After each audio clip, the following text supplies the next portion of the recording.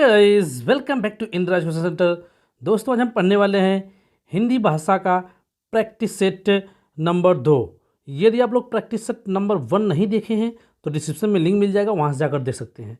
दोस्तों, इससे पहले हमने पर्यावरण के 12 प्रैक्टिस सेट कराए हैं, उसको भी देखना चाहते हैं तो डिस्क्रिप्शन में लिंक मिल जाएगा, वहाँ से जाकर आप लोग देख सकते हैं। तो दोस्तों, हमारा पहला क्वेश्चन है कि हिंदी भाषा में कितनी बोलियाँ हैं, कि हिंदी भाषा में कुल कितनी बोलियां हैं। तो ऑप्शन है 15, 25, 18 या 22। तो दोस्तों, राइट आंसर है हमारा कि हिंदी भाषा में कुल 18 बोलियां हैं। 18 बोलियां हैं और 5 क्या हैं आपके उपभाषाएं। 18 बोलियां और 5 उपभाषाएं हैं। तो दोस्तों, हमारा नेक्स्ट क्वेश्चन है कि तद्भव पत्रिका के संपादक कौन है। ऑप्शन है लीलाधर जगुड़ी, विश्वनाथ प्रसाद तिवारी, हरि प्रकाश उपाध्याय या अखिलेश। तो हमें बताना है कि तद्भव जो पत्रिका है इसके संपादक कौन है। तो राइट आंसर है हमारा अखिलेश। कौन है इसके संपादक? अखिलेश महोदय हैं।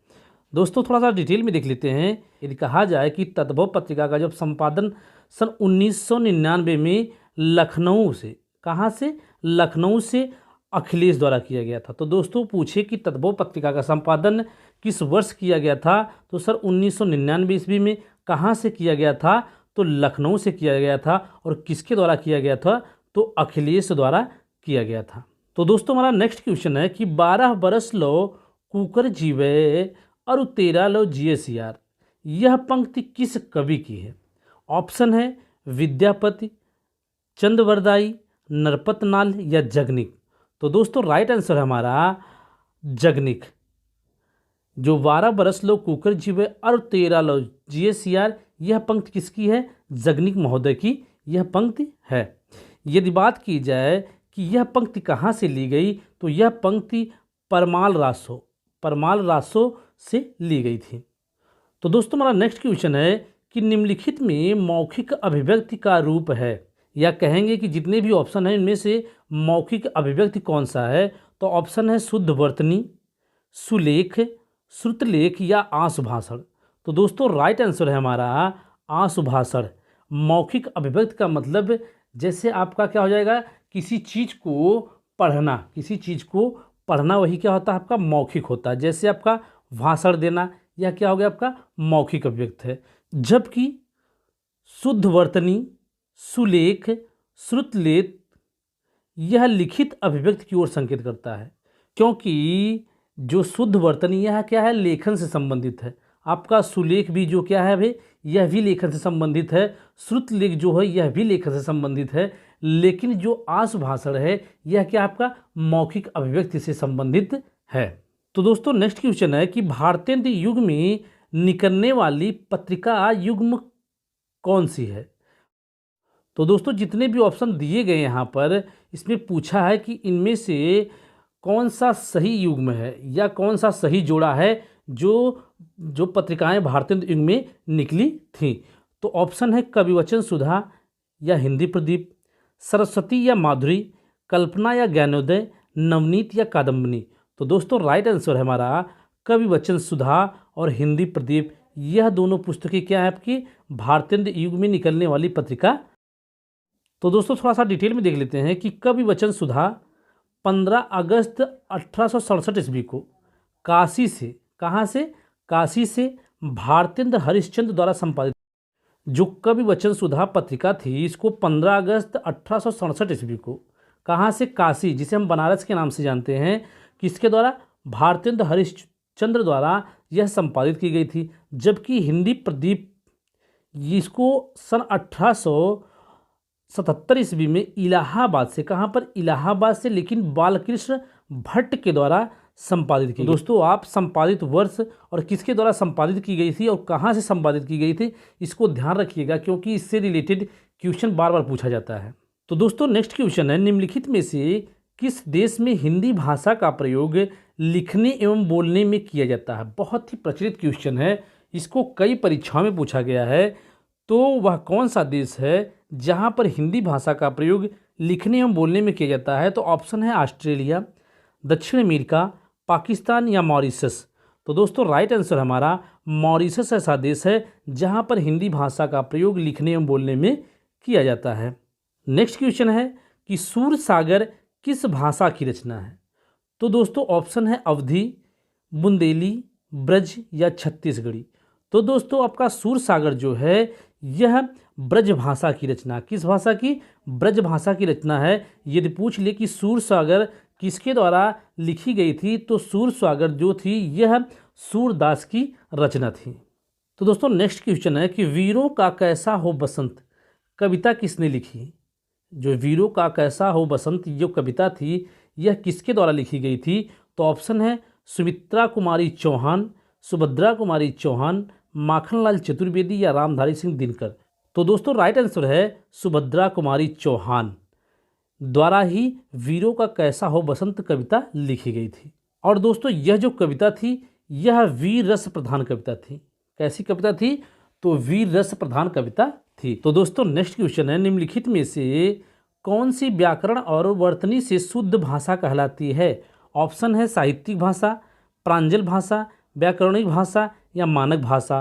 तो दोस्तों राइट आंसर हमारा कि कौन सी व्याकरण और वर्तनी से शुद्ध भाषा कहलाती है? तो मानक भाषा है। मानक भाषा ही है जो व्याकरण और वर्तनी की दृष्टि से शुद्ध भाषा कहलाती है। तो दोस्तों नेक्स्ट क्वेश्चन है निम्नलिखित में से कौन सा रासो आल्हा खंड के नाम से प्रसिद्ध है? जो पूछा है कि इसमें से कौन सा रासो है जो आल्हा खंड के नाम से प्रसिद्ध है? तो ऑप्शन है पृथ्वीराज रासो, खुमान रासो, परमाल रासो या विसल देव रासो। तो दोस्तों राइट आंसर है परमाल रासो। परमाल रासो को ही हम आल्हा खंड के नाम से जानते हैं। यदि बात की जाए कि परमाल रासो किसके द्वारा लिखी गई थी या किसके द्वारा रचित थी, तो वह जगनिक के द्वारा रचित थी। ये कहा जाता है कि यह मूल रूप से उपलब्ध नहीं है, परंतु इसका एक अंश उपलब्ध है। यह मूल रूप से क्या है? उपलब्ध नहीं है, लेकिन इसका क्या है?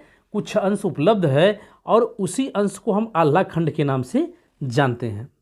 तो दोस्तों नेक्स्ट क्वेश्चन है कि अभ्यागत शब्द में कौन सा उपसर्ग है? ऑप्शन है अ, अभ्य, अभि या अभ्या। तो दोस्तों राइट आंसर है अभि। अभ्यागत शब्द में अभि उपसर्ग लगा हुआ है। उपसर्ग क्या होता है? जब शब्दों के आगे कुछ शब्द जोड़ दिए जाते हैं तो उसको उपसर्ग कहते हैं। जब शब्दों के पीछे कुछ शब्द जोड़ दिए जाते हैं तो उसको प्रत्यय कहते हैं। तो दोस्तों यहाँ पर उपसर्ग पूछा है, इसलिए अभ्यागत शब्द में अभिशब्द उपसर्ग है। तो दोस्तों राइट आंसर है ऑप्शन नंबर 3। तो दोस्तों यदि बात की जाए कि अभ्यागत जो शब्द है इसको यदि विच्छेद किया जाए तो अभि प्लस आगत बराबर क्या हो जाएगा? आपका अभ्यागत हो जाएगा। तो दोस्तों नेक्स्ट क्वेश्चन देखेंगे रमणीय शब्द में कौन सा प्रत्यय लगा हुआ है?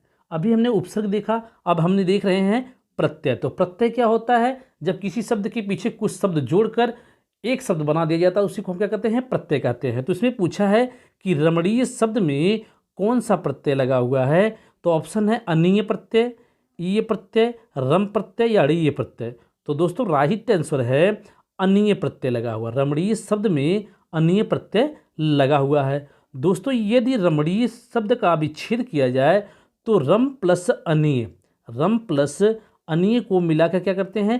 रमणीय शब्द को बनाते हैं। तो दोस्तों हमारा नेक्स्ट क्वेश्चन है कि बोरो सबय रघुवंश कुठार की धार में बारन बज सरत है, वान की वाय उड़ाय के लक्षण लक्ष्य करो अरिहा समर्थ। पूछा है कि इस पंक्ति में या इस काव्य की पंक्ति में कौन सा रस है? कौन सा रस है?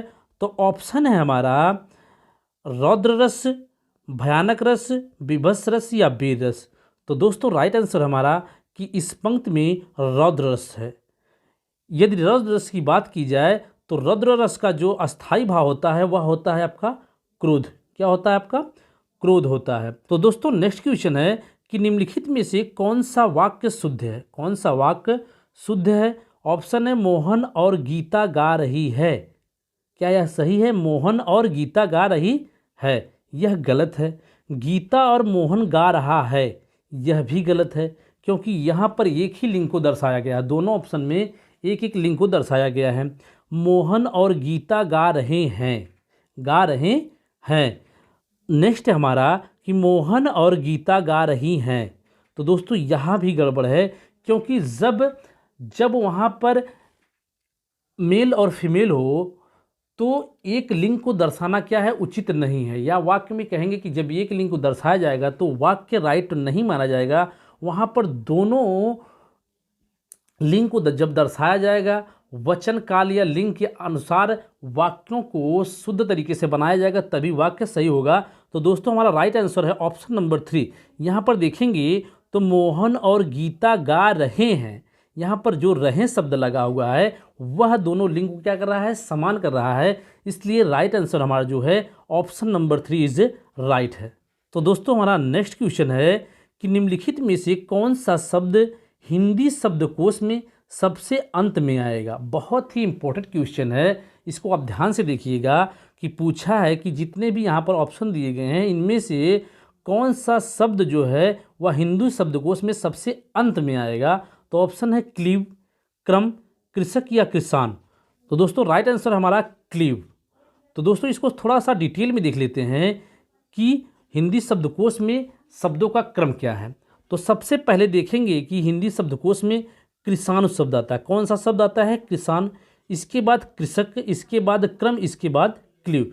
तो दोस्तों हमने देखा कि सबसे पहले कौन आ रहा है, तो सबसे पहले शब्द आ रहा है किसान शब्द। यदि सबसे अंत की बात की जाए तो सबसे अंत में जो क्लीव शब्द आ रहा है। यदि आपको क्रम पूछ ले तो आप यह क्रम याद रखिएगा, किसान, कृषक, क्रम और क्लीव शब्द इस तरीके से आते हैं। और दोस्तों इसको याद रखिएगा, आप किसी तरीके से पूछे, चाहे पहला पूछे चाहे अंत पूछे, आप लगा सकते हैं। तो दोस्तों आज के लिए बस इतना ही। दोस्तों यदि आप लोग इसी तरीके से सभी विषय के प्रैक्टिस सेट या सभी विषय के फ्री क्लास पाना चाहते हैं तो चैनल को सब्सक्राइब करें, लाइक करें, दोस्तों में ज़्यादा शेयर करें। तो दोस्तों कल फिर मिलेंगे नेक्स्ट वीडियो के साथ। जय हिंद दोस्तों।